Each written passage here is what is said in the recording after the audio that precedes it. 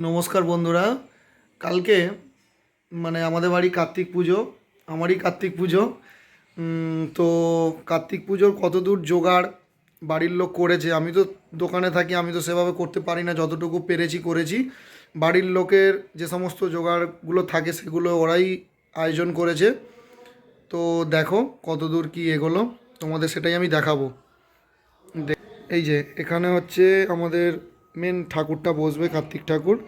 এই জায়গাটা সেই জন্য সৌমেন পুরোটা অয়েল কালার দিয়ে ফুটিয়ে তুলেছে। আর এই যে এখানে হচ্ছে বিভিন্ন কুমোর যে সাজগুলো হয়, সেই সাজগুলো সৌমেন পুরো মডিফাই করে সাজিয়ে তুলেছে। পুরোটাই সৌমেনের হাতের কাজ। এটা তোমরা কুমোর সাজ মেনলি এই রকম থাকে, তাকেই এটা মডিফাই করে ডিজাইন করে করেছে। তারপর দেখাচ্ছি তোমাদের ডেকোরেশানটা, পেছনের ব্যাকগ্রাউন্ডটা। এখানে ঠাকুর বসলে পেছনে এইটা ব্যাকগ্রাউন্ড, পুরোটাই সৌমেনের হাতের কাজ।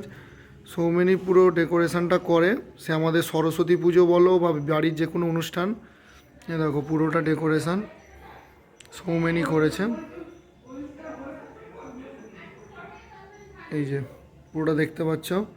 এরপর তোমাদের দেখাবো ঠাকুর পুজোয় যে সমস্ত কাঁসার থালা বাসনগুলো লাগে। এই যে সেখানে দেখো, এখানে বিভিন্ন হোম স্ট্যান্ড, তারপর হচ্ছে পঞ্চপ্রদীপ, বিভিন্ন ধরনের কাঁসার যে থালা প্রয়োজনীয় জিনিসগুলো লাগে সব এখানে ধুয়ে মুছে রেখে দিয়েছে শ্রী।